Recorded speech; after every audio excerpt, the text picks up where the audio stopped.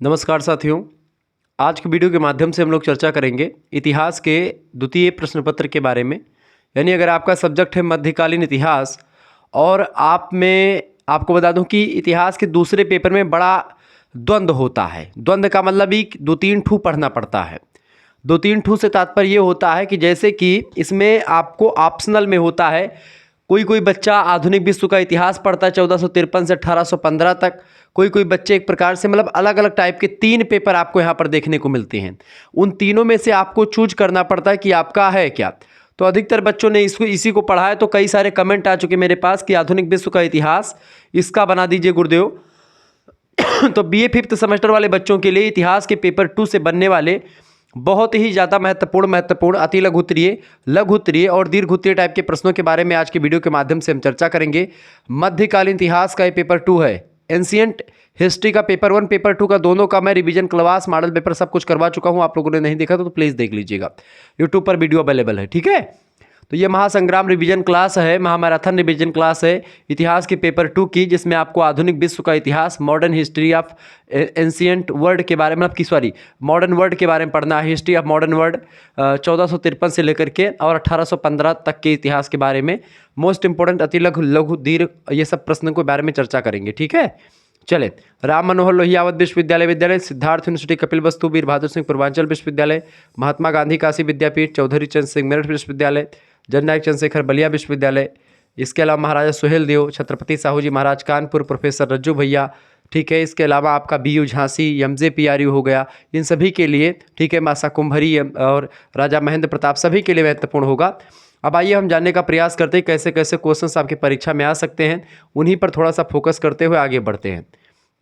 Paper number 1 में आपको nationalism in India पढ़ना था, उसको मैं ऑलरेडी करवा चुका हूँ, आप लोगों ने देखा भी होगा। इसकी डिमांड बहुत ज़्यादा थी तो मैंने कहा कि भाई इसको लेकर के मैं आता हूँ। पहला क्वेश्चन आपसे बन सकता है कि मार्टिन लूथर के सिद्धांत बताइए। मार्टिन लूथर के बारे में आपसे प्रश्न पूछा जा सकता है कि मार्टिन लूथर के सिद्धांत क्या क्या थे, इनके बारे में कुछ चीज़ें बताने का प्रयास करें। देखिए, मार्टिन लूथर की अगर बात की जाए तो मार्टिन लूथर के सिद्धांत कई सारे थे। एक समाज सुधारक है मार्टिन लूथर। ठीक है, मार्टिन लूथर की अगर बात की जाए तो इन्होंने सबसे पहली बात तो क्या सुधार किया, पोप और चर्च जो होते थे, जैसे कि अपने यहाँ पर पुजारी या मंदिर के जो मुख्य एक प्रकार से पीठाधीश्वर होते हैं, उस टाइप के पोप और चर्च।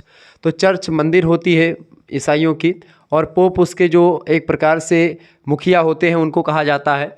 तो पोप और चर्च की जो सर्वोपरिता और स्वेच्छाचारिता थी, मतलब अपने मन से जो मन होता था वो सिद्धांत गढ़ते थे, मतलब उनका दबदबा था पूरे के पूरे एक समाज पर, पूरा का पूरा दबदबा था चर्च और पोप का। यही लोग जो कहते थे वही चीज़ें हुआ करती थी। ठीक है, राजा महाराजा जो थे उनका पूरा दबदबा था पोप और चर्च दोनों के, यानी कि एक राजनीतिक और धार्मिक रूप से जनता जो थी वो जकड़ी हुई थी। और ये राजनीति के लोग या जो एक प्रकार से धर्म के लोग थे, जो बोलते थे वही करना पड़ता था लोगों को। तो ये सर्वोपरिता और स्वेच्छाचारिता को अमान्य करके ईसा मसीह और बाइबल की सत्ता को स्वीकार किया गया। यानी ईसा मसीह ने क्या कहा था और बाइबल में क्या लिखा हुआ है उसको एक प्रकार से एग्जैक्ट उसका मतलब समाज को समझाने में इनका, मार्टिन लूथर साहब का बड़ा योगदान रहा है। दूसरी चीज़ें, कैथोलिक चर्च के द्वारा निर्धारित सद्कर्मों के स्थान पर ईश्वर की अनुकंपा में विश्वास और आस्था को मोक्ष का साधन बताया गया। इन्होंने कहा कि अगर हम कैथोलिक जो चर्च हैं उन पे आस्था ना दिखा करके हम डायरेक्ट जो है ईश्वर में विश्वास करें, ईश्वर की भक्ति करें, ईश्वर से हमारा डायरेक्ट संबंध हो, इन बिचौलियों का कोई मतलब नहीं है।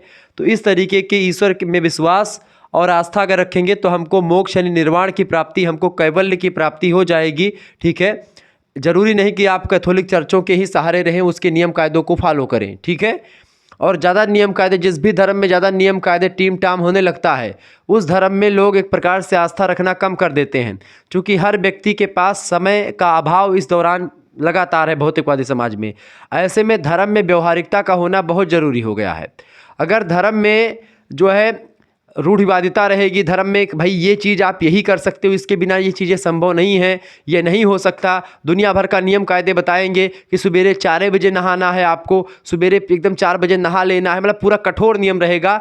जहाँ पर भी कठोरता आएगी वो भंग जरूर होना है, ये बात ध्यान रखेंगे। नियम में लचीलापन बहुत ज़रूरी होता, चाहे कोई मंदिर हो और चाहे कोई धर्म हो। धर्म या एक प्रकार से राजनीति या संविधान में आप देखते लचीलापन जरूरी शामिल किया गया। चूँकि लचीलापन होना बहुत ज़रूरी है, चूँकि मनुष्य एक परिवर्तनशील प्राणी है, मनुष्य की इच्छाएं लगातार परिवर्तित होती हैं और मनुष्य अनंत इच्छाओं का स्वामी होता है। उसकी इच्छाएं कब परिवर्तित होंगी, उसके स्वभाव, उसके विचार, उसके व्यवहार कब बदलेंगे, ये किसी मनुष्य को भी नहीं पता होता कि कब किसके सिचुएशन कैसी होगी। तो इसके अलावा जैसी सिचुएशन होगी उसके अकॉर्डिंग धर्म भी परिवर्तित अगर होता चला गया तो वो जान लीजिए कि वो अपने आप में एक जनता के लिए ठीक ठाक माना जाएगा। ज़्यादा कठोर नियम, मतलब कि नियम हो लेकिन ज़्यादा कठोर ना हो कि यही करना है तभी होगा, ठीक है, इसके बिना कुछ संभव नहीं है। दूसरी बात, ईसाई धर्म के ग्रंथ सभी के लिए हैं और सभी को उनका अध्ययन कर उनसे ज्ञान प्राप्त करना चाहिए। यानी कि केवल धर्म का अधिकार या जो ईसाई धर्म में जो चीज़ें हैं या बाइबल है या ईसा मसीह हैं वो केवल चर्च के या पोप के नहीं हैं, वो समस्त जनता के हैं, सभी के हैं, सभी उनके नज़रों में सभी उनकी संतान हैं, उनके बच्चे हैं, ठीक है। कोई भी व्यक्ति न्याय से ऊपर नहीं है, न्याय के सम्मुख सभी समान हैं। यानी यहाँ पर मार्टिन लूथर ने यह भी कहा कि न्याय जो है सबके लिए बराबर है, चाहे वो कोई अमीर व्यक्ति हो, चाहे वो कोई गरीब हो, चाहे वो पोप हो, चाहे चर्च का कोई व्यक्ति हो, चाहे कोई तानाशाह हो, या चाहे कोई एक प्रकार से सैनिक हो या कोई आम नागरिक हो, सभी के लिए कानून बराबर है, कानून के सम्मुख सभी समान हैं, ठीक है। पांचवी बात मार्टिन लूथर ने कही कि रोम के पोप व चर्च के स्थान पर राष्ट्रीय चर्च स्थापित किया जाएगा। यानी रोम का जो पोप है, मतलब कि जो पोप माने तानाशाह या राजा टाइप के होते हैं, या चर्च और पोप का एक बहुत बढ़िया संबंध हुआ करता था, राजनीति से रिलेटेड भी होते थे और चर्च में भी इनका बड़ा दबदबा रहा करता था, चर्च के लोग भी हुआ करते थे। तो चर्च और पोप के स्थान पर राष्ट्रीय चर्च की स्थापना की जाएगी, ये बात भी बताई। इसके अलावा कैथोलिक धर्म के 7 संस्कारों में से, कैथोलिक धर्म में कितने संस्कार, 7 संस्कार जो बताए जाते करने के लिए, उनमें से केवल 3 संस्कार, कौन कौन से, एक नामकरण संस्कार, एक प्रायश्चित संस्कार और एक प्रसाद संस्कार को ही मान्यता दी गई। इसके अलावा सारे संस्कार 4 जो बचे थे उनको ख़त्म कर दिया गया मार्टिन लूथर के द्वारा। तो मार्टिन लूथर ने कई धार्मिक सुधार किए, ठीक है। चर्च में व्याप्त अनैतिकता, भ्रष्टाचार और विलासिता को नष्ट करने के लिए चर्च के पादरियों और धर्म अधिकारियों को अविवाहित रह करके ब्रह्मचर्य का पालन करने की अपेक्षा विवाह करके पवित्र धार्मिक जीवन व्यतीत करना चाहिए, ऐसा भी कहा गया। यानी कि अगर वो व्यक्ति शादी करेंगे तो उनके जीवन में अस्थायित्व आएगा। ब्रह्मचर्य भी कभी कभी बहुत बड़ी एक प्रकार सिचुएशन होती है, ब्रह्मचारी भी आपको बता दूं कि उनके भी कभी कभी मन भटकने लगते हैं। ऐसी स्थिति में देखिए, एक तो बात वो होती कि भाई कहते हैं कि भाई जो एक बार मधुशाला चला गया, यानी कि आप अगर दारू के ठेके पर चले गए, एक बार पी लिया तो दोबारा पीने का मन करेगा, दोबारा पिएंगे तो तिबारा और पीने का मन करेगा, ऐसे उसकी लत लगती चली जाएगी। लेकिन जो एक प्रकार से काम इच्छा होती है, इसकी अगर बात की जाए तो अगर आपका शादी हो जाती है, आपका व्यवस्थित एक दिनचर्या हो जाती है, आपका मन इधर उधर के चीज़ों में नहीं भटकता है कि फलानी स्त्री बड़ी सुंदर है, ये वो जा रही है, तो इस सब में थोड़ा सा दिमाग कम लगेगा। जैसे आजकल आप लोगों में या ऐसे होता है कि भाई बच्चों को लगता है कि हाँ वो लड़की बड़ी अच्छी है, लड़कियों को लगता है कि लड़का बड़ा हैंडसम है, तो ये सब दिमाग अभी भटकने का समय होता है।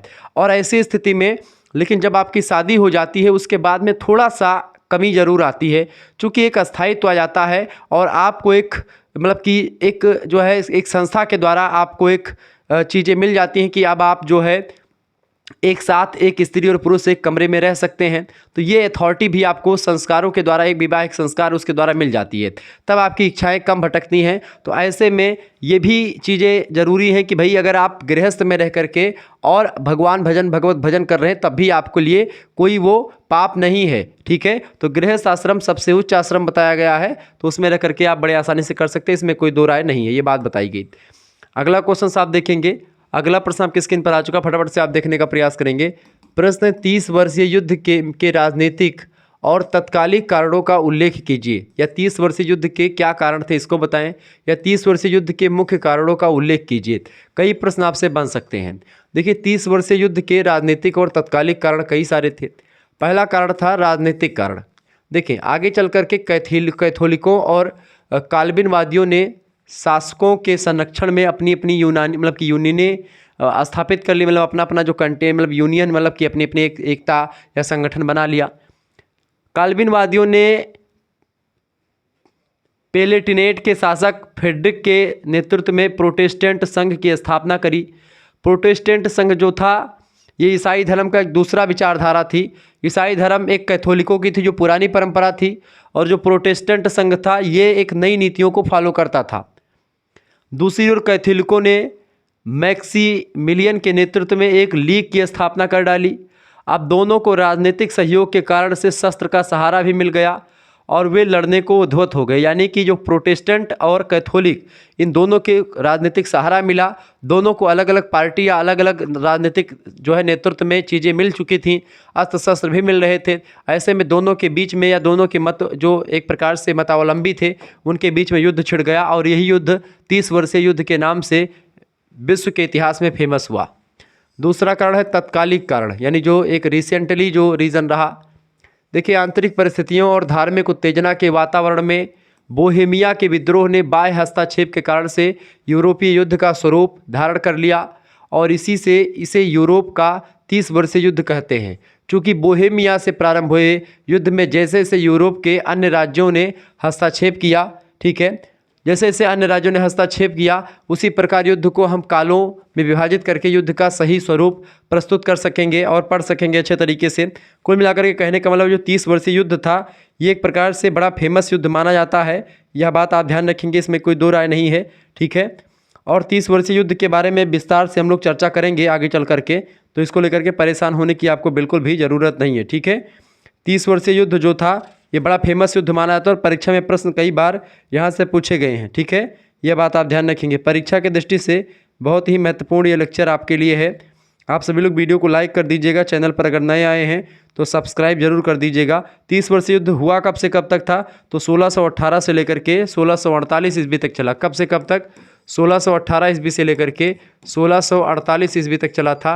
अब जोड़ लीजिए 30 वर्ष युद्ध हो गया कि नहीं हो गया, 16 18 18 और 48 कितना हो गया, देखिए 18 में 2 जोड़ दीजिए 20 हो जाएगा, और 20 हाँ बिल्कुल लगभग 8 30 साल का युद्ध, यानी कि 18 30 48 30 वर्षीय युद्ध लड़ा गया ये, ठीक है। ये बात आप ध्यान रखेंगे, क्लियर।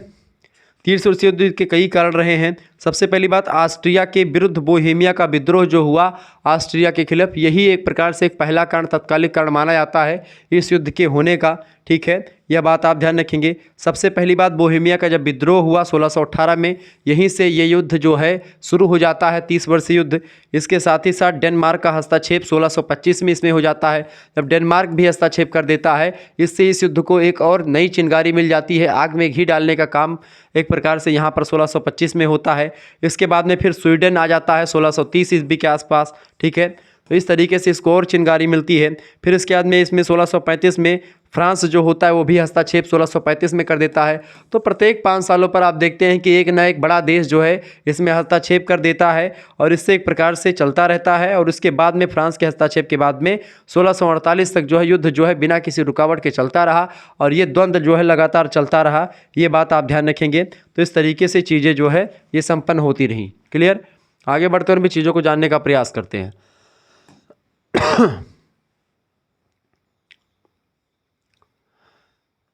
देखिए, अगर आप में से कोई बच्चा चाहता है कि ये जैसे पेपर 1 का पेपर 2 का इन सभी का PDF प्राप्त कराना चाहे, ये इसका 91 61 93 60 62 पर SMS करेंगे, ठीक है। और एनालिटिक एबिलिटी डिजिटल अवेयरनेस का, ठीक है, और जो भी आपका सब्जेक्ट होगा उसका PDF आपको मिल जाएगा। अगर परीक्षा ऑब्जेक्टिव हो रही तो ऑब्जेक्टिव, देखिए ऑब्जेक्टिव तो इसका मैंने शायद अभी तक नहीं पढ़ाया है।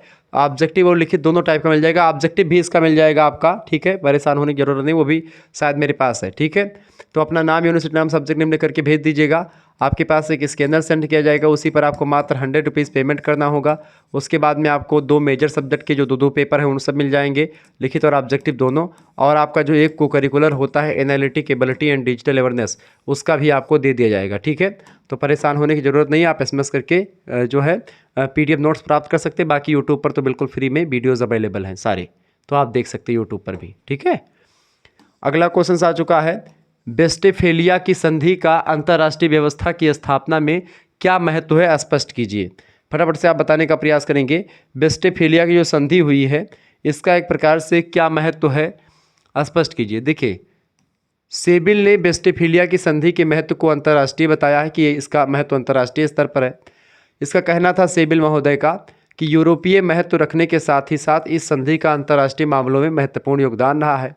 यह वेस्टफेलिया की संधि का ही परिणाम है कि यूरोप में पब्लिक लॉ की स्थापना हो सकी। इस संधि का महत्व यूरोप के इतिहास की अगणित अंतर्राष्ट्रीय घटनाओं से तो है ही, साथ ही साथ यूरोप में सार्वजनिक विधि की नींव भी इसी से पड़ी। सेबिल के उपयुक्त कथन में सच्चाई है, क्योंकि इस संधि के द्वारा यूरोप के राज्यों में समानता का सिद्धांत प्रतिष्ठित हुआ और महत्वपूर्ण प्रश्नों पर विचारार्थ इंग्लैंड, फ्रांस, स्वीडन और स्पेन भी इसमें सम्मिलित होता है। बैठकें बुलाई जाने लगी इन सभी की आपस में। इसके पूर्व जब तक स्पेन शक्तिशाली था वह अपने को ऊंचा मान करके अलग रहता था, परंतु 30 वर्षीय युद्ध और वेस्टफेलिया की संधि के कारण से वह अन्य राष्ट्रों के समकक्ष आ गया। और अब जो स्पेन अपने आप को हमेशा शक्तिशाली मानता था, इन सभी को तुच्छ समझता था, इन सभी के समक्ष बैठता नहीं था, वह जो है एक प्रकार से स्पेन अब जो है ये जब 30 वर्षीय युद्ध हुआ वेस्टफेलिया की संधि के द्वारा एक प्रकार से तमाम सारी चीज़ें बदली, पूरा समाज, पूरा राजनीतिक स्ट्रक्चर बदला। तो इस तरह केवल अंतर्राष्ट्रीय व्यवस्था ही नहीं अपितु समानता के सिद्धांतों को बल मिला और एक पूरे अंतर्राष्ट्रीयता पर इसका गहरा प्रभाव पड़ा वेस्टफेलिया की संधि की। ठीक है, ये बात आप ध्यान रखेंगे। आगे देखते हैं तो प्रश्न आपसे ऐसे पूछेगा। अगला क्वेश्चन आपसे बन सकता है भैया, प्रश्न 30 वर्षीय युद्ध का स्पेन तथा फ्रांस पर क्या प्रभाव पड़ा। देखिए, स्पेन की क्षति हुई इसमें 30 वर्षीय युद्ध के कारण से स्पेन का जो महत्व, जो पहले एकदम दबदबा अपना पूरे यूरोप में कायम किया हुआ था स्पेन, उसका दबदबा थोड़ा बहुत कम हुआ, काफ़ी घट गया उसका महत्व। मौके का लाभ उठा करके पुर्तगाल जो था वो भी स्वतंत्र हो जाता है स्पेन के अंडर में। इसके अलावा सासिलान पर फ्रांस ने अधिकार कर लिया। इसके दौरान स्पेन का प्रभुत्व इटली तथा नीदरलैंड पर से समाप्त हो गया, यानी जो स्पेन इटली को कब्जा में ले रखा था, नीदरलैंड को, वो सब समाप्त हो जाता है। स्पेन के पतन तथा महत्व का प्रभाव इसी बात से लग सकता है कि वेस्टफेलिया की संधि में उसे कोई महत्व नहीं दिया गया, ठीक है, जबकि वो सबसे शक्तिशाली उस समय का शासन था। इसको क्या हुआ भैया, देखिए स्पेन को तो हानि हुई इससे, वेस्टफेलिया की संधि से या 30 वर्षीय युद्ध के वजह से, लेकिन फ्रांस को इसमें लाभ मिलता है। ठीक है, फ्रांस इसमें कब शामिल होता है, फ्रांस 1635 में शामिल होता है। तो भाई जाहिर सी बात है, जब शामिल होगा तो इसकी विजय जरूर होगी। फ्रांस 30 वर्षीय युद्ध के कारण अत्यधिक लाभान्वित हुआ, यद्यपि वह सबसे बाद में रंगमंच में प्रवेश करता है फ्रांस। वेस्टफेलिया की संधि रिसलू की राजनीतिक स्तर पर सबसे बड़ी एक जीत या सफलता मान सकते हैं। इस प्रकार फ्रांस एक शक्तिशाली राज्य माना जाने लगा वेस्टफेलिया संधि के बाद में, चूँकि लास्ट में आया तो अपनी पावर बचा करके रखे था, और जैसे वो होता नहीं खरगोश और उसकी दौड़ में, तो वो भाई चूँकि इसके पास शक्ति ज़्यादा थी और बचा था बाद में, तो आकर के इसने पूरा लास्ट में अपना कारनामा दिखाया और विजयी रहा। तो वेस्टफेलिया की संधि 1648 ईस्वी में संधि होती है और इसी संधि के साथ जो है 30 वर्षीय युद्ध समाप्त होता है। 1618 में शुरू है, 1648 तक चला युद्ध। वेस्टफेलिया की संधि क्या है, वेस्टफेलिया की संधि का महत्व बताएं। 1648 में वेस्टफेलिया की संधि का महत्व स्पष्ट कीजिए। वेस्टफेलिया की संधि पर संक्षिप्त टिप्पणी कीजिए। कुछ ऐसे प्रश्न कई बन सकते हैं आपसे। देखिए, वेस्टफेलिया की संधि 1648 में होती है। वेस्टफेलिया की संधि, इसकी कई धाराएँ निम्नवत थीं। पहली बात तो इसमें काल्विनवादियों को वैधानिक मान्यता प्रदान कर दी गई इसमें, यानी काल्विनवादी जो अपनी वैधानिक मान्यता मनवाने के लिए एक प्रकार से बहुत दिन से तत्पर थे, उनको मान्यता मिल जाती है।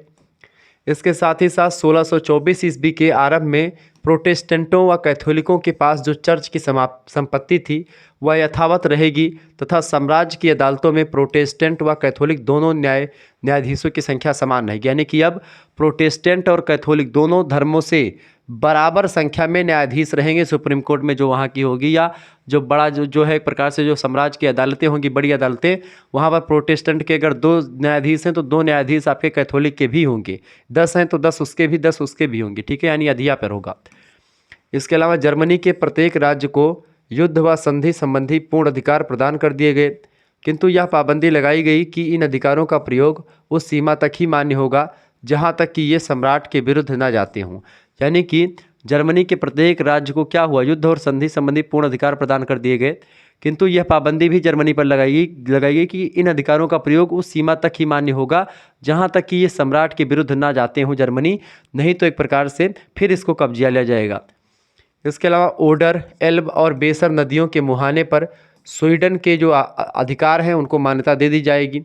इसके अलावा पेलेटाइन राज्य को 2 भागों में बांट करके उत्तरी पेलेटाइन पर बवेरिया के शासक मैक्सिमिलियन का और दक्षिणी पेलेटाइन पर फेडरिक के पुत्र चार्ल्स लुई का अधिकार माना जाएगा। ये भी इसी संधि के तहत किया गया। इसके अलावा स्ट्रासबर्ग नामक नगर को छोड़ करके संपूर्ण एल्सेज, मैज, बर्दू और टूल के 20 पतियों मतलब 20 पारिकों को फ्रांस का अधिकार मान्य करना होगा। यानी फ्रांस इन सभी पर कब्जा रहेगा। ये सब छोटे छोटे प्रांत थे तो इन पर फ्रांस का कब्जा रहेगा। ये एक प्रकार से इस पर जो है इस संधि के प्रभाव पड़े। इस संधि के परिणाम में तमाम प्रकार की चीज़ें आती हैं। तो ये संधि जो एक प्रकार से संधि थी वेस्टफेलिया की संधि, इसको आप नोट डाउन भी कर सकते हैं, स्क्रीनशॉट ले सकते हैं, इसको जरूर पढ़ लीजिएगा, परीक्षा में प्रश्न आता रहता है। आगे देखेंगे अगला क्वेश्चन आपकी स्क्रीन पर आ चुका है। फटाफट से आप सभी लोग देखिएगा, वीडियो को लाइक कर दीजिएगा, चैनल पर अगर नए हैं तो बेटा तो सब्सक्राइब जरूर कर दीजिएगा। चलिए प्रश्न आ चुका है, टिलसिट की संधि का महत्व बताइए। टिलसिट की संधि, देखिए टिलसिट की संधि का महत्व। टिलसिट की संधि से नेपोलियन की शक्ति अपनी पराकाष्ठा पर पहुंच गई थी। टिलसिट की जो संधि हुई थी इससे नेपोलियन को बड़ा फायदा हुआ था। नेपोलियन कौन था भाई? नेपोलियन जो था बेटा, इसका जन्म हुआ था 15 अगस्त की डेट को 1700, ठीक है, 15 अगस्त को इसका जन्म होता है, ठीक है, 15 अगस्त को इसका जन्म होता है, ठीक है, 15 अगस्त 1769 ईस्वी में जन्म होता है इसका। कहाँ पर जन्म होता है? कोर्सिया द्वीप के मुख्य नगर आयोचो के एक साधारण परिवार में जन्म होता है, ठीक है। 1799 से लेकर के 1799 से लेकर के 1815 ईस्वी तक का जो समय था, पूरे के पूरे यूरोप पर आप देखते हैं इसका जो है प्रभाव रहा, संपूर्ण यूरोप पर नेपोलियन का, ठीक है। नेपोलियन फ्रांस का प्रथम कांसल व सैनिक तानाशाह बनता है 9 नवंबर 1799 ईस्वी को, और यहीं से एक प्रकार से इसने डायरेक्टरी का अंत करके नेपोलियन फ्रांस का प्रथम कांसल तथा सैनिक तानाशाह बन जाता है। इसने 4 काम किए। पहली बात तो सैनिक योग्यता इसमें बहुत ज़्यादा बढ़ी। इसके अलावा फ्रांस के गौरव में वृद्धि करता है। कुशल कूटनीतिज्ञ था, भागवादिता पर विश्वास रखता था, तो बड़ा विद्वान भी रहा, ठीक है। नेपोलियन ने कई सुधार भी किए। देखें इसीलिए इसकी तुलना समुद्रगुप्त से करी जाती। जिस तरीके से गुप्त सम्राट समुद्रगुप्त थे, ठीक इसी प्रकार से ये भी था। टिलसिट की संधि का महत्व देखिए, टिलसिट की संधि से नेपोलियन की शक्ति अपनी पराकाष्ठा पर पहुंच गई। प्रसा और ऑस्ट्रिया 2 देश हैं, इसकी शक्ति नष्ट हो जाती है इसके आने से। उसका बहुत सा क्षेत्र नेपोलियन के अधिकार में आ गया, चाहे आप प्रसा की बात करें चाहे ऑस्ट्रिया की बात करें। यूरोप के राजाओं के तृतीय संघ का अंत हुआ। नेपोलियन के साम्राज्य में वृद्धि होती है। उसका राज्य पो नदी, एक पो नाम की नदी है यूरोप में बहती है, तो पो नदी से उत्तरी सागर तथा पिरनिज पर्वत तक जो है तथा पोप से राज्य के राइन नदी तक विस्तृत हो गया था। किसका राज्य? नेपोलियन का। यूरोप के बड़े राज्यों में केवल इंग्लैंड ही ऐसा था जिसे नेपोलियन ने जीता नहीं था, बाकी सारे राज्यों को नेपोलियन ने परास्त कर दिया था। नेपोलियन के संबंधियों को अनेक लाभ हुए। मिलान में उसने अपने सौतेले पुत्र यूजेन को वायसराय बना दिया। उसका भाई जयराम वेस्टफेलिया का, लुई हॉलैंड का तथा जोसेफ नेपल्स बाद में स्पेन का राजा नियुक्त कर दिया गया। यानी इसके सभी सगे संबंधी जो थे वो अलग अलग देशों के मालिक बन गए, राजा बन गए। वह स्वयं इटली का राजा था ही। स्विट्जरलैंड के संघ राज्य का मध्यस्थ तथा राइन संघ का संरक्षक भी इसी को माना जाता था। इसी को क्या नाम है इसका? नेपोलियन को। यूरोप के अनेक छोटे छोटे राज्य उसके मित्र थे। हेज नाम का एक इतिहासकार लिखता है कि इस समय ऐसा प्रतीत होने लगा था कि समस्त यूरोप पर नेपोलियन का साम्राज्य स्थापित हो जाएगा। चूँकि एक प्रकार से जिस तरीके से समुद्रगुप्त ने भारत पर चौतरफा राज किया, एक भी युद्ध नहीं हारा, ऐसे ही नेपोलियन था, वो जल्दी युद्ध हारा नहीं, लेकिन आप देखते हैं ये एक प्रकार से युद्ध हार भी जाता है बाद में चल करके। निस्संदेह 1807 ईस्वी के वर्ष में टिलसिट की संधि के समय नेपोलियन की शक्ति चरम सीमा पर थी।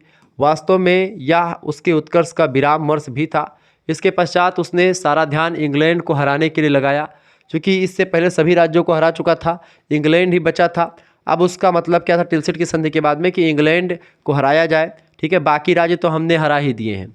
अपना उद्देश्य पूर्ण करने के लिए उसने इसके पश्चात उसने सारा ध्यान इंग्लैंड पर लगाया और अपना इसी उद्देश्य पूरा करने के लिए महाद्वीपीय योजना, एक योजना लाई, महाद्वीपीय योजना नाम से। इसी योजना के कारण से उसे भविष्य में अनेक देशों से शत्रुता और संघर्ष मोल लेना पड़ा। 1807 ईस्वी के वर्ष में जो देश उसकी योजना में सहायक थे, वास्तव में वे नेपोलियन की शक्ति का विरोध भी करने में समर्थ ना होने के कारण ही मौन थे। यानी चूंकि उनके पास शक्ति नहीं थी, इस वजह से नेपोलियन के खिलाफ वो काम मतलब कि नहीं बोल पाते थे। लेकिन धीरे धीरे करके उनके पास शक्ति आनी शुरू हो गई। अब वो भी एक प्रकार से मेढक की भांति टराने लगे। जब उन्हें अवसर मिला, उन्होंने नेपोलियन का विरोध करने में कोई कसर नहीं छोड़ी। तो अवसर जान प्रीति अति गाढ़ी, मतलब समझ रहे हैं, नेपोलियन जब तक पावरफुल था तो तब तक वो लोग नहीं बोल रहे थे, क्योंकि उनके पास शक्ति भी कम थी कि नेपोलियन के बराबर हम कुछ कर पाएंगे। लेकिन जैसे ही उनके पास शक्ति आती है, तुरंत वो एकदम से अपने फार्म में आते हैं और वो कहीं ना कहीं पे तुरंत मौका मिलने पर जो है वो छोड़ते नहीं हैं। तो इस तरीके से छोटे छोटे राज्य भी इसके खिलाफ आने लगे और अंतोगत तो आप देखते हैं इसकी महाद्वीपीय व्यवस्था जो है इसको कहीं ना कहीं पर ले डूबी। महाद्वीपीय योजना से आप क्या समझते हैं, क्या था भाई महाद्वीपीय योजना? इस पर टिप्पणी करें। बढ़िया क्वेश्चंस आपकी परीक्षा की दृष्टि से आ चुका है। क्वेश्चंस ऐसे ही परीक्षा में आएंगे। देखें,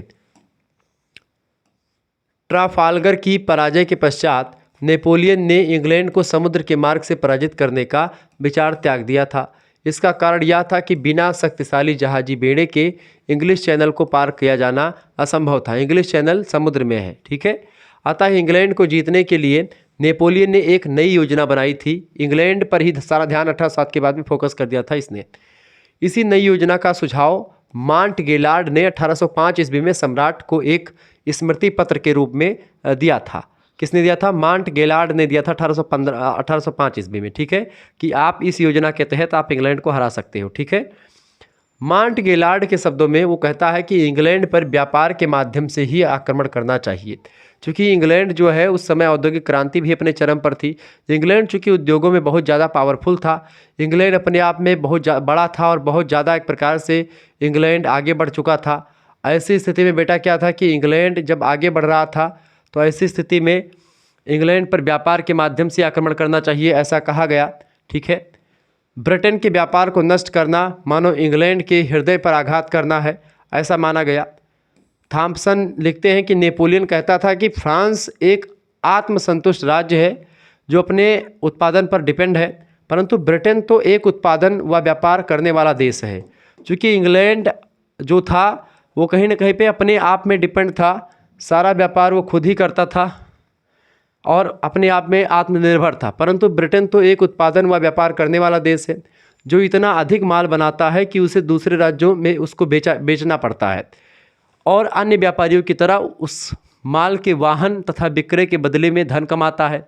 यदि उसे उस व्यापार चलाने से रोक दिया जाए कि इंग्लैंड जो है बाकी देशों के साथ व्यापार न कर पाए, तो हम जो है उसको आर्थिक तंगी दे सकते हैं और इससे वो जूझेगा और उसको एक प्रकार से अनकम्फर्ट फील होगा। तो यदि उसे उस व्यापार को चलाने से रोक दिया जाए तो उसके धन की पूर्ति रुक जाएगी, उसका दिवाला निकल जाएगा, फिर वह अपने द्वारा या अपने मित्रों के द्वारा चलाए हुए युद्ध को संचालित नहीं कर सकेगा और ऐसी स्थिति में वो एक प्रकार से हमारी मदद ज़रूर लेगा, ऐसा इसका मानना था। तो तमाम प्रकार की चीज़ें हुई और चीज़ें ये बढ़ती चली गई, ठीक है। आगे देखते हैं, अगला क्वेश्चन आपकी स्क्रीन पर आ चुका, फटाफट से आप देखने का प्रयास करेंगे। प्रश्न, स्टेटस जर्नल के बारे में बताएं। स्टेटस जर्नल फ्रांस की एक ऐसी संस्था थी जिसे प्रतिनिधि सभा का नाम दिया जा सकता है। इसकी स्थापना 1302 ईस्वी में करी गई थी स्टेटस जर्नल की, ठीक है। अगला क्वेश्चन है, स्पिरिट ऑफ द लॉज पुस्तक की रचना किसने की है? तो मॉन्टेस्क्यू की पुस्तक है spirit of the laws. Next question, फ्रांसीसी विचारों का पूर्ण दर्पण किसे कहा जाता है? तो फ्रांसीसी विचारों का पूर्ण दर्पण किसे कहते हैं? वाल्टियर नाम के एक विद्वान है, इन्हीं को कहा जाता है फ्रांसीसी विचारों का पूर्ण दर्पण। यानी फ्रांसीसी विचारों को अगर आपको जानना है तो आप वाल्टियर के ग्रंथों को पढ़ेंगे। अगला क्वेश्चन, सोशल कॉन्ट्रैक्ट किसकी प्रसिद्ध रचना है? तो सोशल कॉन्ट्रैक्ट जो है जीन जैक्स रूसो की रचना है। ये सामाजिक समझौते के सिद्धांत के बारे में विस्तार से बताने वाले एक प्रकार से रहे हैं, उन्होंने पूरा विस्तार से चीज़ों को बताया है, जीन जैक्स रूसो, ठीक है। प्रश्न, रूसो के बारे में बताएं, रूसो कौन था? रूसो बेटा एक फेमस विद्वान माना जाता है, एक प्रसिद्ध दार्शनिक था रूसो। सोशल कॉन्ट्रैक्ट इसकी प्रसिद्ध पुस्तक है। रूसो राजा के दैवीय अधिकारों और निरंकुशता का कटु आलोचक था। वो नहीं मानता था कि देवी मतलब कि भगवान के द्वारा राजा बनाए गए हैं, समझौता होने के बाद में राजा बने, ऐसा मानता था। रूसो के राजनीतिक चिंतन में समाजवाद यानी कि सोशलिज्म, निरंकुशतावाद, लोकतंत्र के सभी बीज विद्यमान हैं। यानी ये समाजवाद, निरंकुशतावाद और लोकतंत्र का समन्वय करता है और इस प्रकार के राज्य की कल्पना करता है। उसके विचारों ने फ्रांसीसी जनता में जागृति पैदा कर दी। नेपोलियन ने कहा था कि यदि रूसों का जन्म नहीं हुआ होता बेटा तो फ्रांस की क्रांति नहीं हुई होती। यानी जो फ्रांस की क्रांति हुई थी 1789 ईस्वी में, वह क्रांति इस वजह से हुई कि रूसों के एक प्रकार से जो विचार थे उससे काफ़ी बहुत ज़्यादा जनता प्रभावित होती है। और जनता जब प्रभावित होती है तो जनता के प्रभावित होने से कहीं ना कहीं पे फ्रांस की क्रांति का जन्म होता है। और 1789 ईस्वी में एक ज़बरदस्त क्रांति आई थी जिसने पूरे के पूरे यूरोप ही नहीं बल्कि पूरे के पूरे एशिया को, या एशिया महाद्वीप से लेकर के पूरे जितने भी महाद्वीप थे उस समय सभी को प्रभावित किया। पूरा यूरोप जो है 1789 ईस्वी की क्रांति फ्रांस की उससे बहुत प्रभावित हुआ। भ्रातृत्व, समानता और बंधुत्व का नारा आप देखते हैं, स्वतंत्रता, समानता, बंधुत्व के नारे इसमें गूंजने लगे। पूरी जनता एकदम से अपना जो है अधिकारों की मांग करने लगती है। ये चीज़ें हुई। एक अगला क्वेश्चन आ चुका, मिराबो के बारे में बताएं। तो मिराबो जो था एक फ्रांसीसी क्रांति का सबसे सर्वश्रेष्ठ व्यक्ति आप मान सकते हैं मिराबो को। उसे खंडित होते हुए समाज में दुस्साहस कार्य करने वाला बुद्धिमान भी कहा जाता है।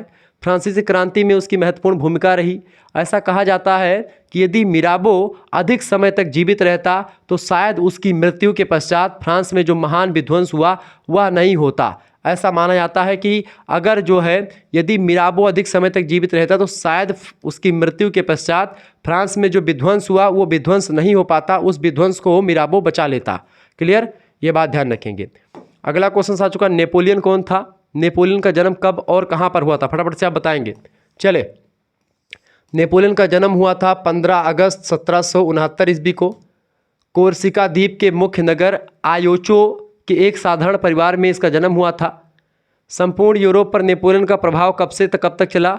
1799 से लेकर के जब वो कांसल बना, ठीक है, 1815 ईस्वी तक, 1799 से 1815 ईस्वी तक उसका दबदबा कायम रहा पूर्ण रूप से, ठीक है। नेपोलियन फ्रांस का प्रथम कांसल सैनिक तानाशाह कब बना?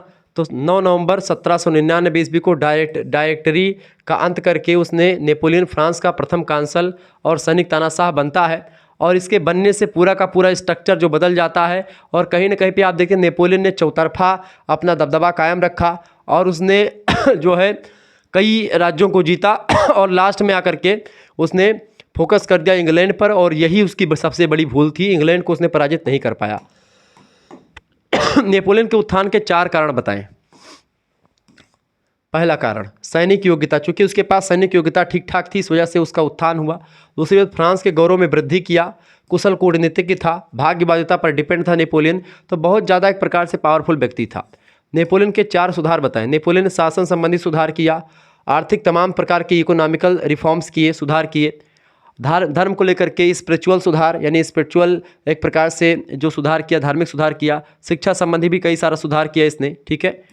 अगला प्रश्न, जेम्स द्वितीय गद्दी पर कब बैठा? जेम्स द्वितीय, तो जेम्स द्वितीय गद्दी पर कब बैठा? फटाफट से आप बताने का प्रयास करेंगे। जेम्स द्वितीय की बात करें अगर, तो जेम्स द्वितीय जो है गद्दी पर कब बैठा? 1685 ईस्वी में जेम्स द्वितीय गद्दी पर बैठा था। अगला क्वेश्चन से 1642 से 1649 ईस्वी के बीच में ब्रिटेन में गृह युद्ध क्यों हुआ था? इसका क्या कारण था?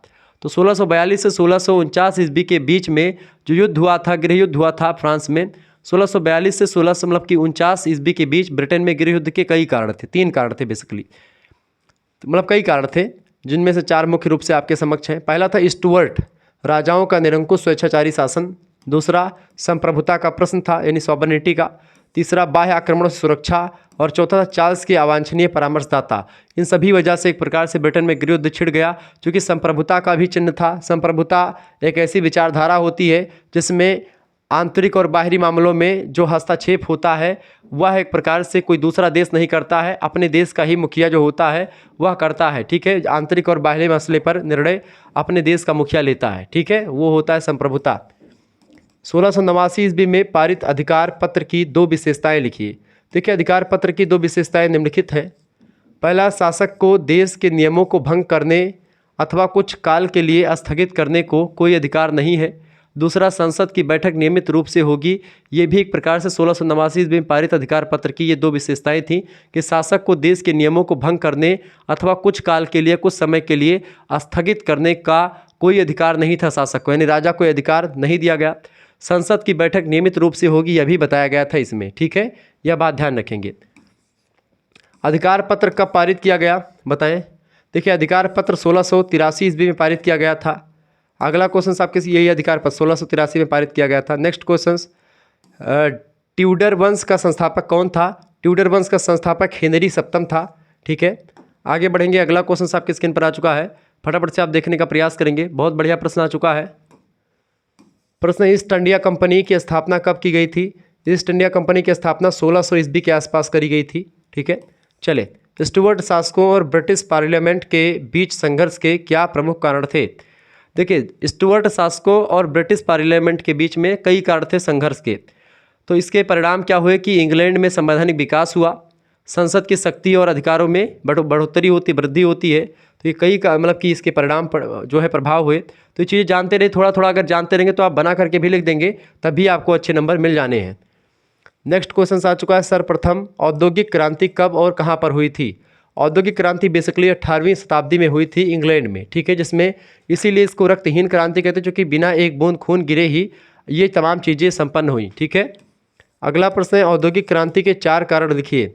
औद्योगिक क्रांति के कई कारण थे। पहला कारण है आंतरिक शक्ति और बाह्य सुरक्षा के लिए उद्योगों का विकास होना बहुत जरूरी था। दूसरी बात, पूंजी का संचय और अच्छी आर्थिक दशा सिचुएशन बनाने के लिए, इकोनॉमिकल डेवलपमेंट करने के लिए तमाम प्रकार के उद्योगों का विकास होना बहुत ज़रूरी था। इंग्लैंड का औपनिवेशिक साम्राज्य भी चूँकि हर एक देश में फैला हुआ था, ऐसे में इंग्लैंड में मशीनों का विकास करना ताकि यहाँ से माल बना करके और अपने उपनिवेशी देशों में बेचा। जैसे भारत में उपनिवेश था, अलग अलग देशों को कब्जा करके रखा था ब्रिटेन, तो यहाँ से कच्चे माल को उठाता था अलग देशों से और वहाँ पर जा करके अपनी मशीनों में उसको बनाता था, फिर वही माल उच्च दामों पर बेचता था, तो इससे प्रॉफिट होता था। इंग्लैंड की उच्च कोटि की जल सेना थी, इस वजह से वो उसका औद्योगिक क्रांति इस वजह से उसकी सफल हुई। अगला प्रश्न, औद्योगिक क्रांति की 4 विशेषताएं क्या थी? पहली विशेषता, वस्त्र उद्योग में विविध यांत्रिकी आविष्कार हुआ। वस्त्र बनाने के कई सारे, जैसे भारत से ही कपास की खेती होती थी, नील की खेती, यहाँ से सारी चीज़ें जाती थी। ठीक है, निर्यात होकर के और वहाँ पर बनती थी मशीनों में। वाष्प शक्ति का आविष्कार हुआ, भाप के इंजन का आविष्कार हुआ। लोहे और कोयले की उपलब्धता भी थी, क्योंकि भारत से भी चीज़ें जाया करती थी। परिवहन, यातायात और आवागमन के साधन भी आप देखते हैं, ट्रेन वगैरह का आविष्कार भी भारत में नहीं बल्कि अन्य देशों में भी इसके द्वारा ही किया गया, औद्योगिक क्रांति के द्वारा ही संभव हो पाया। जेम्स वाट, भाप का इंजन वगैरह। औद्योगिक क्रांति के 4 आर्थिक परिणाम बताएं, यानी आर्थिक परिणाम क्या हुए? सबसे पहला परिणाम ये निकला कि अधिक उत्पादन शुरू हो गया। जहाँ एक दिन में जो है 10 चीज़ें बनती थी, अब वो 100 चीज़ें बनने लगी। बिक्री और व्यापार से धन बढ़ोतरी होने लगी। दूसरी बात, व्यापार और कृषि में सुधार आया औद्योगिक क्रांति के आ जाने से। मजदूरों की वृद्धि और उसकी समस्याएं तथा सुधारवादी कानून आया, क्योंकि मजदूरों की वृद्धि इस वजह से, क्योंकि मजदूर जहां पर 100 लोग काम करते थे वहीं पर अब 10 लोगों ने काम करना शुरू कर दिया, क्योंकि मशीनें आ गई। 10-100 लोगों का काम मशीनें एक मशीन कर लेने लगी। अगला, उद्योगों, कारखानों और खदानों पर शासकीय नियंत्रण हो गया। ठीक है, ये परिणाम निकला किसका? आर्थिक परिणाम हुए औद्योगिक क्रांति के, इंडस्ट्रियल रिवोल्यूशन के। भाप से चलने वाला इंजन कब बनाया गया? तो 1812 ईस्वी में भाप से चलने वाला इंजन बनाया गया था, जेम्स वाट ने बनाया था। ठीक है, अगला क्वेश्चन आपकी स्क्रीन पर आ चुका, फटाफट से आप देखने का प्रयास करेंगे। प्रश्न आ चुका है, औद्योगिक क्रांति से क्या आशय है? देखिए, उत्पादन के साधनों में परिवर्तन और उत्पादन में अधिकतम वृद्धि ही औद्योगिक क्रांति मानी जाती है, कि उत्पादन के साधनों में वृद्धि की जाए और उत्पादन बहुत अधिक मात्रा में किया जाए। ठीक है, तो इससे हुआ। अगला क्वेश्चन, अमेरिका के स्वतंत्रता संग्राम के प्रमुख कारण बताएं। कई कारण थे। पहला कारण है अमेरिका वासियों का ब्रिटेन के प्रति दृष्टिकोण जो था वो थोड़ा अलग बदलाव हुआ। अमेरिका वासियों का अंग्रेज होना, चूँकि वो भी अंग्रेज ही थे, दृष्टिकोणों में भिन्नता थी, असंतोष शासन प्रणाली भी रही अंग्रेजों की, इस वजह से अमेरिका में स्वतंत्रता संग्राम हुआ। ठीक है, यह बात ध्यान रखेंगे। जिस तरीके से भारत पर कब्जा था अंग्रेजों का, ऐसे अमेरिका पर भी था। अंग्रेजों की पराजय तथा अमेरिका के विजय के प्रमुख कारण क्या थे? अमेरिका के स्वतंत्रता संग्राम में सफल होने के कई कारण थे। पहला कारण था अमेरिका को शक्तिहीन समझना। इंग्लैंड के लोग अमेरिका को शक्तिहीन समझते थे, ऐसे में उसने अपनी शक्ति को दिखा दिया और इंग्लैंड को पराजित किया। अमेरिका की इंग्लैंड से दूरी थी, क्योंकि अमेरिका और इंग्लैंड बहुत दूर आपस में स्थित थे, तो ऐसे में फिर वहाँ से चीज़ें आसानी से नहीं पहुँच पाती थी। यातायात की सुविधा भी थी, अंग्रेज सेना के अयोग्य सेनापति भी थे, ऐसे में हार जाना स्वाभाविक सी बात थी। ठीक है, आगे देखते हैं। अगला क्वेश्चन आपके स्क्रीन पर आ चुका, फटाफट से आप देखने का प्रयास करेंगे। प्रश्न है, अमेरिका के स्वतंत्रता संग्राम के प्रभाव का वर्णन कीजिए। अमेरिका के स्वतंत्रता संग्राम से अंग्रेजी उपनिवेश में महत्वपूर्ण परिवर्तन आया। जॉर्ज तृतीय का व्यक्तित्व शासन का अंत हुआ तथा अंग्रेजों को पुनः नागरिक स्वतंत्रता प्राप्त हो जाती है। आयरलैंड को वैधानिक स्वतंत्रता मिलती है। फ्रांस की क्रांति को हवा मिलती है, लेकिन भारत में अंग्रेज़ों की स्थिति दृढ़ हो जाती है अमेरिका के स्वतंत्रता संग्राम की वजह से। चूँकि अमेरिका जब स्वतंत्र हुआ तब उनका सबसे बड़ा जो देश बचा था वो भारत ही बचा था, तो भारत पर उसने अपना सारा जो है ध्यान वो केंद्रित कर दिया, भारत पर सारा फोकस कर दिया। ठीक है, अगला प्रश्न बोस्टन टी पार्टी के बारे में बताएं। देखें, 1773 ईस्वी में चाय अधिनियम के द्वारा ईस्ट इंडिया कंपनी को सीधे अमेरिका को चाय बेचने का अधिकार प्राप्त हो गया था। अमेरिका वासियों ने विरोध स्वरूप 340 चाय के बाक्स समुद्र में फेंक दिए थे। कंपनी ने सैनिक शासन लागू कर दिया और बोस्टन के बंदरगाह को व्यापार के लिए बंद कर दिया था उस समय। तो बोस्टन टी पार्टी के नाम से जानी जाती है घटना। अगला क्वेश्चन आपके स्क्रीन पर आ चुका है। प्रश्न है, स्टाम्प एक्ट कब और किसने पारित करवाया था? तो ग्रेनविल ने 1765 ईस्वी में स्टाम्प एक्ट पारित करवाया था। संयुक्त राज्य अमेरिका के प्रथम राष्ट्रपति कौन थे? जॉर्ज वाशिंगटन संयुक्त राज्य अमेरिका के प्रथम राष्ट्रपति थे। जॉर्ज वाशिंगटन संयुक्त राज्य अमेरिका के राष्ट्रपति कब बने? 1789 ईस्वी से जॉर्ज वाशिंगटन संयुक्त राज्य अमेरिका के राष्ट्रपति बने थे। अमेरिका का राष्ट्रपिता किसे माना जाता है? तो जॉर्ज वाशिंगटन को अमेरिका का राष्ट्रपिता भी माना जाता है। यह बात आप ध्यान रखेंगे। आगे बढ़ते हुए चीज़ों को जानने का प्रयास करते हैं, फटाफट से आप देखने का प्रयास करेंगे। प्रश्न आ चुका, ऑक्सबर्ग की संधि का संक्षिप्त विवरण दीजिए। ऑक्सबर्ग की संधि के बारे में कुछ बताएं। प्रश्न बड़ा ही ज़बरदस्त है। देखिए, ऑक्सबर्ग की संधि निम्नलिखित बातें विशेष रूप से उल्लेखनीय है इसके बारे में। पहली बात तो धार्मिक संघर्ष का अंत हो गया और जर्मनी के हर राज्य में धार्मिक स्वतंत्रता कायम हो गई, पहली बात। दूसरी बात, प्रोटेस्टेंट धर्म को मान्यता मिलती है और कैथोलिकों की थोड़ी शक्ति यहाँ पर कम होती है। जर्मनी के सम्राट को किसी भी धर्म को राज आश्रय देने का अधिकार यहाँ पर प्राप्त हो जाता है कि वो किसी भी धर्म को राज का आश्रय बना सकते हैं। तीसरी बात, पोप की शक्ति जो थी उसका पतन हो जाता है। चौथी बात, प्रोटेस्टेंट लोग राजाओं के चंगुल में फंस गए क्योंकि उन्हें प्रोटेस्टेंट राजा ना होने की स्थिति में धार्मिक स्वतंत्रता नहीं दी गई। कैथोलिकों का, चूँकि प्रोटेस्टेंट लोग राजाओं के चंगुल फंस गए, राजा अभी भी एक प्रकार से वो कैथोलिक ही था। दोनों धर्मों ने एक दूसरे को बुरी दृष्टि से देखना बंद कर दिया। मात्र लूथरवाद को मान्यता यहाँ पर मिलती है। मार्टिन लूथर का दबदबा यहाँ पर भी कायम रहा।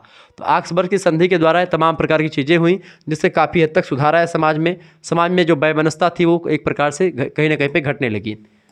अगला प्रश्न, 30 वर्षीय युद्ध कब से कब तक लड़ा गया? 1618 से 1648 तक लड़ा गया था। अगला प्रश्न, ऑक्सबर्ग की संधि कब और क्यों हुई थी?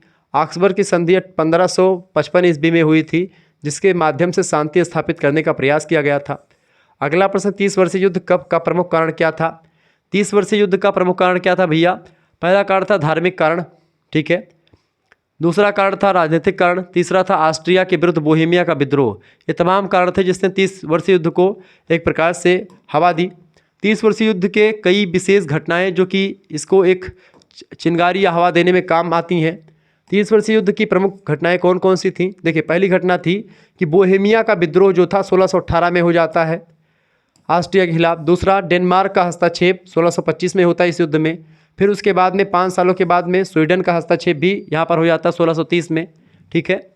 इसके अलावा फ्रांस का हस्तक्षेप 1635 में आरंभ होकर के युद्ध की समाप्ति तक चलता रहता है और फ्रांस को इसमें ज़्यादा लाभ मिला, ठीक है। 30 वर्षीय युद्ध में बोहेमिया की संधि होती है और उसके द्वारा समाप्त हो जाता है। सॉरी, वेस्टफेलिया की संधि का महत्व बताएं।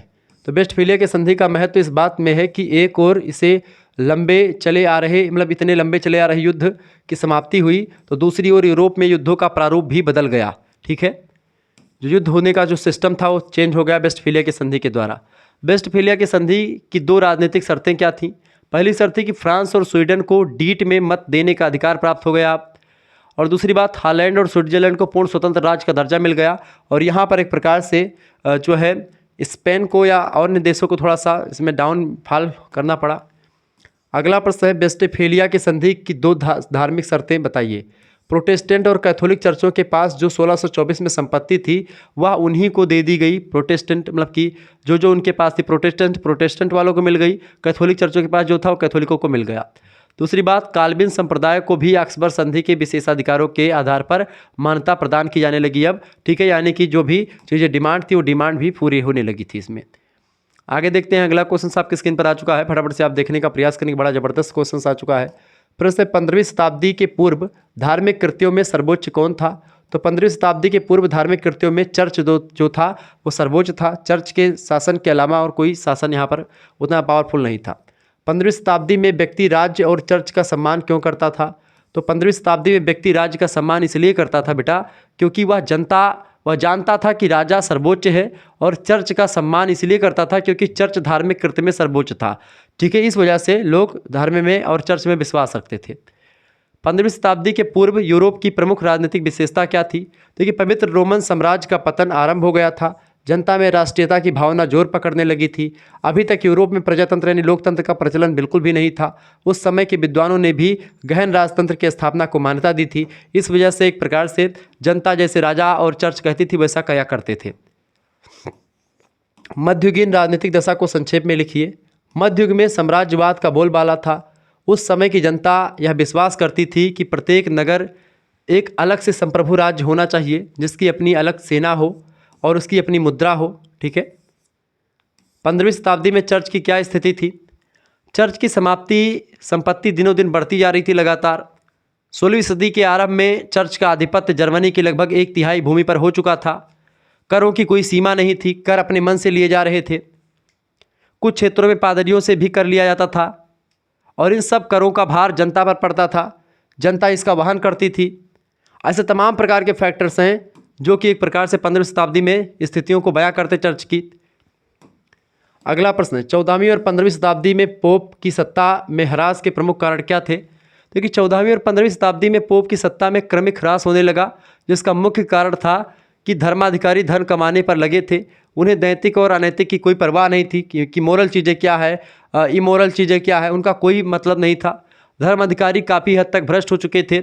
ऐसे में उनको एक प्रकार से नैतिकता का कोई भान नहीं रहा और वो अपने मन से चीज़ों को करने लगते हैं। ठीक है, ये बात आप ध्यान रखते हैं। आगे देखें, प्रश्न है पुनर्जागरण से आप क्या समझते हैं? यूरोप में 13वीं शताब्दी के बाद ऐसी राजनीतिक या ऐसी परिस्थितियाँ उत्पन्न हुई जिन्होंने मनुष्य को चेतनायुक्त बना दिया। यही चेतना पुनर्जागरण कहलाती है। पुनर्जागरण को पुनर्जीवन भी कहते हैं। जैसे कि एक बार सत्ता या एक प्रकार से संस्कृतियाँ दब जाती हैं, फिर दोबारा से जब उनका उत्थान होता है वही पुनर्जागरण होता है। अंग्रेजी में इसको रेनेसा कहा जाता है। डेविस ने पुनर्जागरण को किस प्रकार परिभाषित किया? तो डेविस कहते हैं कि पुनर्जागरण शब्द को कि मानव के स्वभाव, स्वतंत्र, प्रिय, साहसी विचारों को जो मध्य युग में धर्म अधिकारियों के द्वारा जकड़े व बंदी बना लिए गए थे व्यक्त करता है, उसी को पुनर्जागरण शब्द। तो मानव के स्वतंत्र, प्रिय, साहसी विचारों को जो मध्य युग में धर्म अधिकारियों द्वारा जकड़े और बंदी बना लिए गए थे, उन्हीं को एक प्रकार से व्यक्त करता है पुनर्जागरण। आगे देखते हैं, अगला क्वेश्चन आ चुका है, पुनर्जागरण के 4 कारण लिखिए। देखिए, पुनर्जागरण के 4 कारण निम्न हैं। पहला कारण है कुस्तुनतुनिया की विजय से पुनर्जागरण हुआ। दूसरी बात, नवीन देशों की खोज होने लगी। तीसरी बात, व्यापार और कला का कौशल का विकास होने लगा। नगरों का विकास होने लगा। लोग एक दूसरे को जानने लगे। अलग अलग देशों का विकास हुआ। जलमार्गों की खोज होनी शुरू हो गई। तो इससे एक प्रकार से पुनर्जागरण को बल मिलता है। सांस्कृतिक पुनर्जागरण की परिभाषा दीजिए। जे.ई. सुयेन के अनुसार, जे.ई. सुयेन कहते हैं बेटा, क्या कहते हैं कि पुनर्जागरण काल सामूहिक रूप से उन सभी सांस्कृतिक परिवर्तनों का फल है जो मध्यकाल के अंत और आधुनिक युग के प्रारंभ में यूरोप को प्रभावित कर रहा था। ठीक है। अगला प्रश्न है, पुनर्जागरण का शाब्दिक अर्थ बताइए। पुनर्जागरण अंग्रेजी शब्द रेनेसा का हिंदी अनुवाद है। इसका शाब्दिक अर्थ है नवजीवन, अर्थात पुनर्जन्म होना, दोबारा से जन्म होना।